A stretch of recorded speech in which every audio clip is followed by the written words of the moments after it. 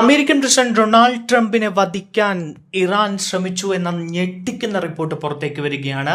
ട്രംപിനെ അപകടപ്പെടുത്താൻ വേണ്ടി വിമാനത്തിൽ ചില കുടിലതകൾ ഇറാൻ ചെയ്തു എന്ന വിവരമാണ് പുറത്തേക്ക് വരുന്നത്. ഇത് നേരത്തെ മുൻകൂട്ടി തിരിച്ചറിഞ്ഞ ട്രംപ് വിമാനം മാറിക്കയറുകയും ചെയ്തിരിക്കുന്നു.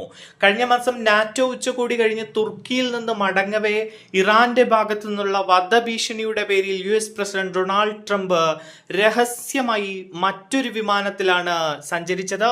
ഇക്കാര്യം ട്രംപ് തന്നെ സ്ഥിരീകരിച്ചിരിക്കുകയാണ്.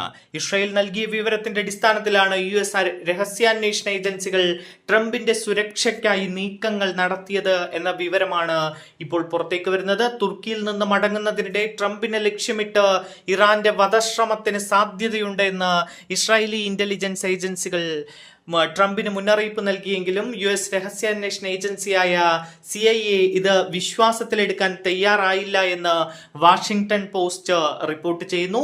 ഇസ്രായേൽ രഹസ്യാന്വേഷണ വിവരങ്ങളിൽ CIA വിശകലന വിദഗ്ധർ ട്രംപ് ഭരണകൂടത്തോട് CIA സംശയം പ്രകടിപ്പിച്ചെങ്കിലും മുൻകാല സംഭവങ്ങളുടെ പശ്ചാത്തലത്തിൽ US സീക്രട്ട് സർവീസ് റിസ്കുകൾ എടുക്കാൻ തയ്യാറായില്ല. മുൻപ് 3 തവണ ട്രംപിന് നേരെ വധശ്രമം ഉണ്ടായ പശ്ചാത്തലത്തിലാണ് ഇസ്രായേൽ നൽകിയ വിവരത്തിന്റെ അടിസ്ഥാനത്തിൽ പ്രസിഡന്റിന് മറ്റൊരു വിമാനം ഏർപ്പാടാക്കി സുരക്ഷ നൽകാൻ തീരുമാനിച്ചത്.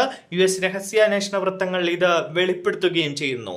ഇറാനിൽ നിന്നുള്ള ഭീഷണി ചൂണ്ടിക്കാട്ടുന്നതിലൂടെ ട്രംപിന്റെ തീരുമാനങ്ങളെ സ്വാധീനിക്കാൻ കൂടി ഇസ്രായേൽ ലക്ഷ്യമിട്ടിരിക്കാമെന്നും CIA സംശയിക്കുകയാണ്. ഞാൻ സീക്രട്ട് സർവീസിന്റെയും സൈന്യത്തിന്റെയും നിർദ്ദേശങ്ങൾ അനുസരിച്ചാണ് പോകുന്നത്. എയർഫോഴ്സ് 1-ൽ നിന്നിറങ്ങി മറ്റൊരു വിമാനത്തിൽ കയറാൻ ആവശ്യപ്പെട്ടു. അവര് പറയുന്നത് കേൾക്കുകയല്ലാതെ എനിക്ക് മറ്റു തരമില്ല. വിമാനം മാറിയതിനെ കുറിച്ച് ട്രംപ് മാധ്യമങ്ങളോട് ഇങ്ങനെയാണ് പറഞ്ഞത്. എന്തായാലും ട്രംപിനെ ലക്ഷ്യമിട്ടുകൊണ്ട് ഇറാൻ ചില നീക്കങ്ങൾ നടത്തി. എന്നാൽ ഇസ്രായേൽ മുന്നറിയിപ്പ് നൽകിയതോടുകൂടി അതിൽ നിന്ന് പരാജയപ്പെടേണ്ട അവസ്ഥ ഇറാൻ ഉണ്ടായി എന്ന വിവരമാണ് ഇപ്പോൾ പുറത്തേക്ക് വരുന്നത്.